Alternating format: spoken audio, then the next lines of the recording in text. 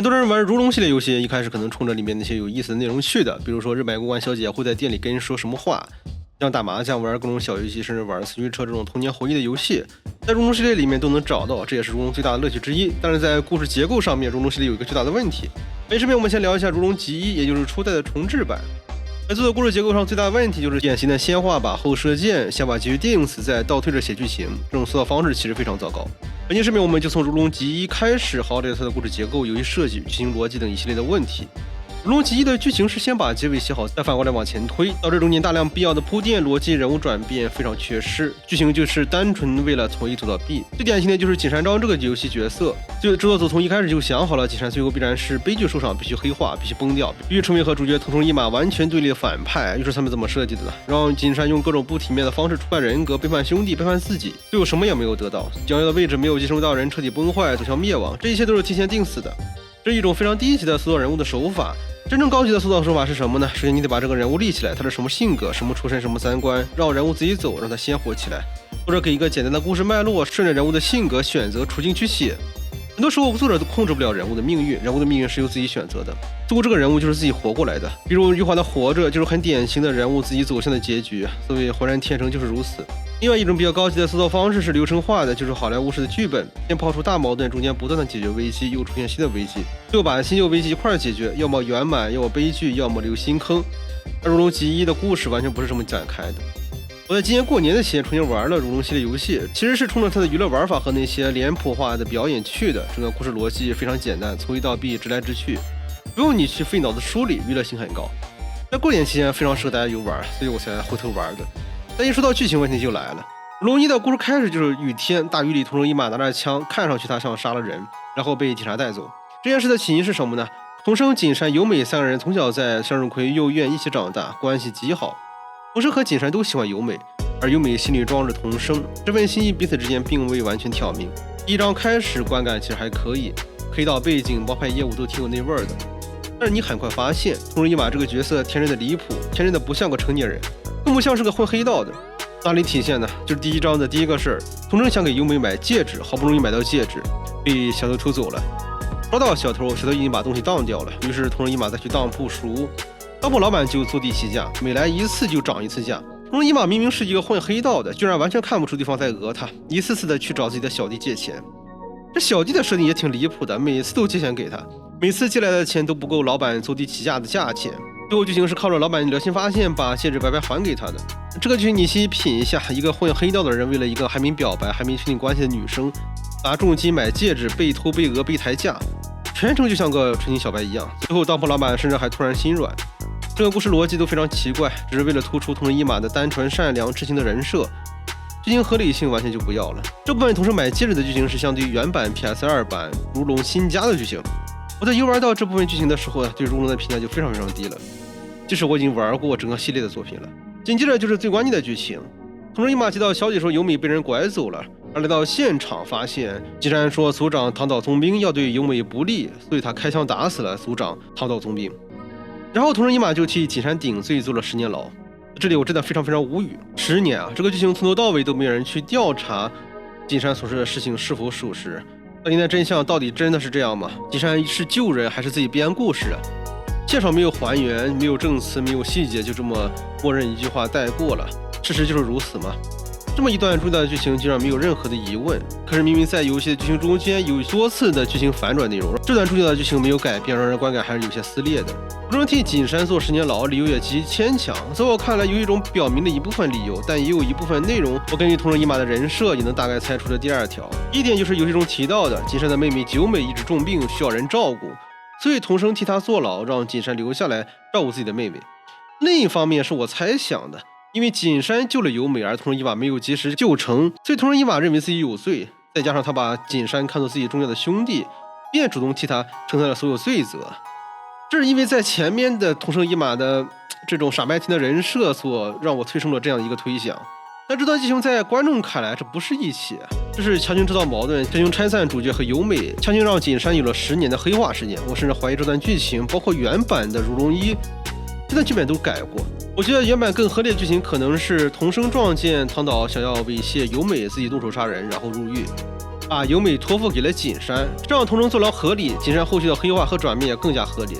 结果现在改成了锦山杀人，同城顶罪，逻辑我觉得是有点生硬的。但如龙这一部作品有一点我还是很认同的，他从头到尾就告诉你会黑社会没有好下场，谁一进去谁就良心不安，谁就没有好结果，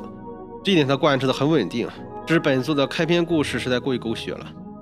同城坐了10年牢出来之后，整个世界都变了，他被东城会唾弃，被认为是杀害族长的叛徒。并照顾他的风间新太郎10年里面几乎没有任何联系，就在出狱前给他寄了一封信，而且在同城出狱之后又强行加了一段真岛无朗的回忆剧情。10年前真岛就非常佩服同城作为堂岛之中的身手，但没想到他在黑道里面居然还有原则，不强迫别人，内心很善良。对真岛就特别好奇，想盯着他，要看同生什么时候会被黑道的黑暗污染。这段回忆剧情是在10年前出现的，当时对主线没有任何的帮助，非常突兀，纯粹是为了10年后真岛帮助同生重新练身手，为他解锁堂岛之龙特定技能做了铺垫。那么说到游戏的技能系统，如龙集有4种战斗风格，快攻手主要是攻速快、躲闪快，主打灵活连击。光闪风格是比较综合的技能，技能有快速攻击、重击抓人，也能够捡东西进行攻击。直角手是霸体高、伤害高，东西砸人控场的偏向群体攻击的技能。而第4个技能就是堂岛之龙的状态，是由真岛帮助同生恢复他10年前巅峰实力的。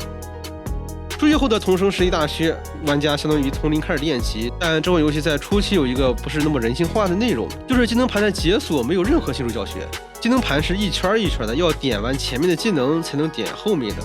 游戏中呢，既没有提示，也没有高亮，也没有引导，所以我担心新手玩家，你可能开始不会点技能，前一章可能打得一脸懵逼，伤害低打不动，可能到了第4章才会反应过来，哦，原来技能要这么点。本身作为一款重置版的游戏，没有基础的教学功能是不太好的，对玩家不太友好。除了战斗之外，游戏里的娱乐内容确实很多，包括有四驱车游戏，还能联动如龙零里的剧情角色，变种的剪刀石头布小游戏，包装成了女子摔跤，有点偏软色情。另外像是麻将、德州扑克等等，我过年的期间认真玩了一下，牌技都已经明显上涨了。另外本作也有公关俱乐部的玩法，不过本作的公关俱乐部玩法主要是跟陪酒女聊天，但聊天的内容是很劲爆很有意思的。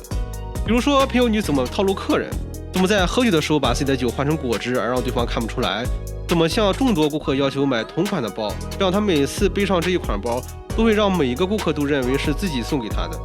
这些现实中的套路游戏里全给演出来了，非常真实，非常扎心。当然这些内容是如龙系列的快乐源泉。让我们回到主线剧情内容，同城出狱之后已经是10年后了，最让我感慨的一段是他回到熟悉的神市町，却发现自己完全不属于这里了。过去的小弟见了他还有一些尊重在，让你感觉到一些温情。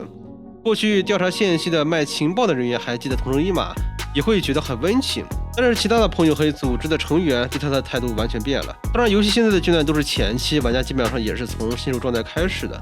对这些人物也没有太多印象。可是剧情上面来讲，作为同城一马这个角色是比较悲催的。另外一点就是如龙集里的各种帮派势力描写，东城会、唐岛组、锦山组、晋江联盟，这么一大堆的名字在玩家的视角里面全都是敌人。本作的所有帮派，所有人都在揍同生，都是同生的对手，都会导致很多玩家看来这所有的帮派都可以看作同生的敌人，反而这些帮派之间的区别就很模糊了。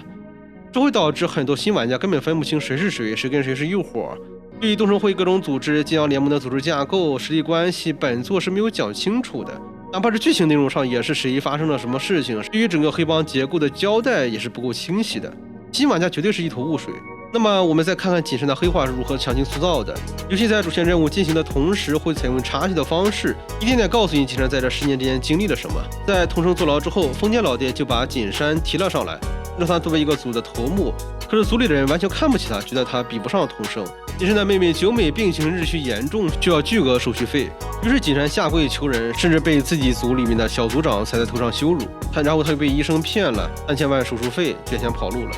而曾经羞辱他的那个小组长，虽然羞辱他，但是刚好帮他抢回了那笔被医生骗走的钱。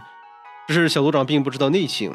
等锦山知道这个医生完全是骗他，自己的妹妹久美彻底没救的时候，锦山彻底崩溃了。他随即把这个曾经羞辱过自己就帮他讨回钱的手下给杀了。这段剧情我觉得非常离谱。即使这个手下过去侮辱过你，但你也是拜托过他的，而且这个手下帮锦山拿回了被医生骗走的钱，锦山却因为崩溃杀了他。这些连续遭遇的组合拳打下来，不黑也得黑，逻辑上是勉强能圆得回来的。但是叙事内容有点过于粗暴了，人物转变非常生硬，而且被医生骗这个剧情显得非常幼稚。这段剧情也是重制版新加的，真的太逆天了。然后紧接着就是东城会5代会长释良胜的100亿日元被盗，然后这个会长突然就死掉了。东城在10年后想去借着会长的葬礼去看望锦山和丰间新太郎，他当时也并不知道锦山现在的状态是变成这个样子，结果刚见到丰间老大，丰间就被狙击打伤，东升被迫跳窗跑路，彻底洗不清嫌疑了。而锦山在一旁就冷眼旁观，看着桐生被众人追杀，10年兄弟形同陌路。这里我在玩的时候，曾经一度以为丰间才是最终 BOSS， 一直在利用桐生和锦山，锦山也不过是个棋子，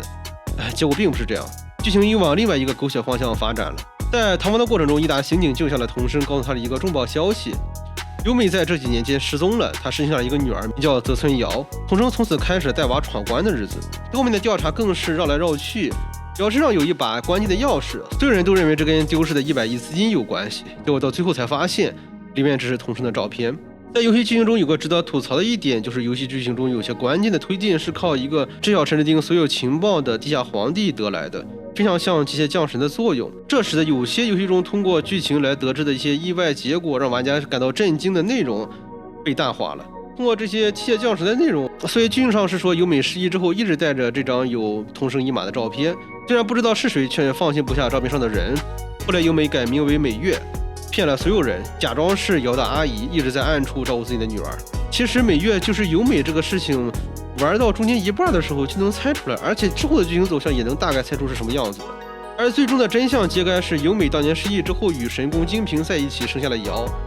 神宫这个角色原本就类似于黑帮的白纸扇，后来野心极大，彻底黑化，一直觊觎东城会的权力。由美回复机后认清了神宫真面目，就离开了神宫，隐姓埋名守护着瑶。整个由美失忆的剧情设计，就是为了让他跟神宫金平生下瑶这个孩子，引出一串悲剧，为后面的剧情发展做铺垫。这段剧情虽然说狗血，但还说得过去。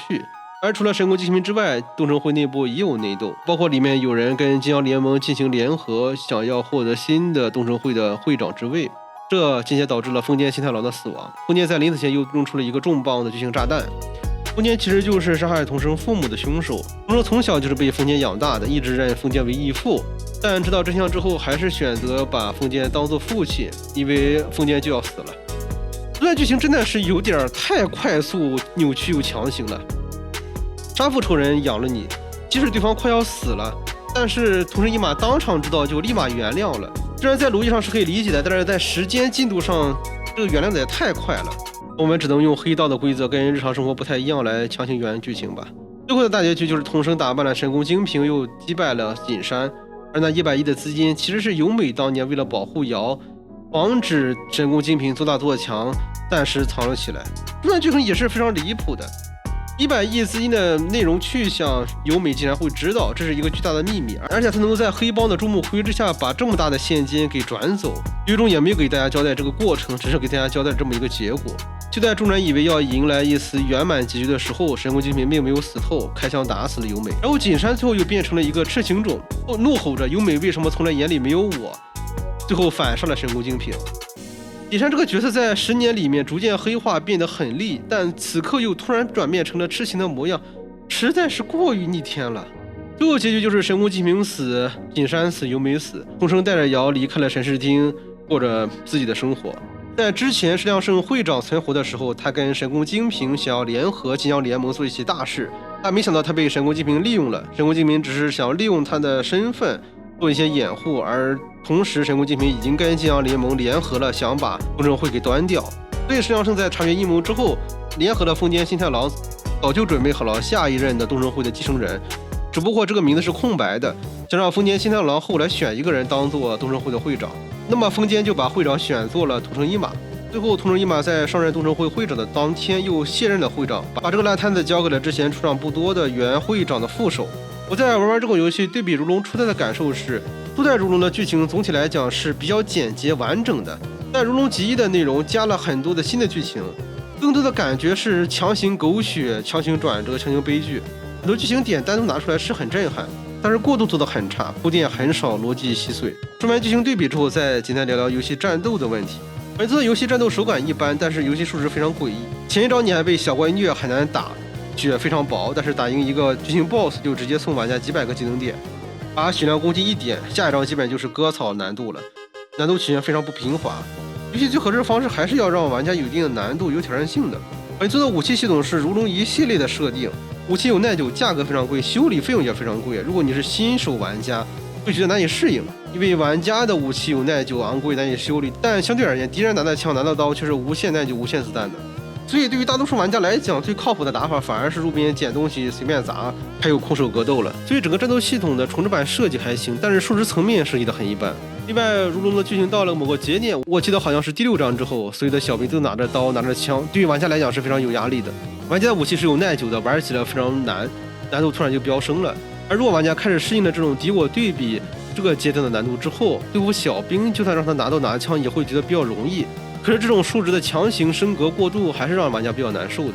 另外就是游戏中的 BOSS 设计，其实对于现在大家玩惯了大量的动作游戏来讲，如龙中的 BOSS 设计是有点简单省事的。比如说最后的 BOSS 之一神宫精平，他是拿着手枪一直射击你的角色，他基本全程都在这霸体。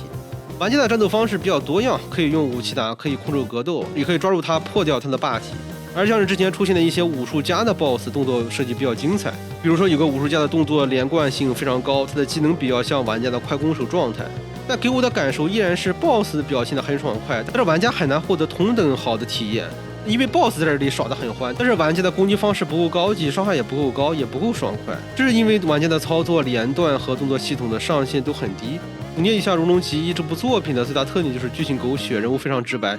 小游戏很好玩，剧情黑道范围很足。本作的内容并不是完全靠剧情逻辑来推动和取胜的，而是靠情绪、靠场面、靠男人之间的恩怨情仇走下去的。你如果把它看作黑道版的 GTA 来玩，会非常快乐；但你要是认真的看它的叙事内容，把它当做一部严谨的叙事作品，你会越玩越想吐槽。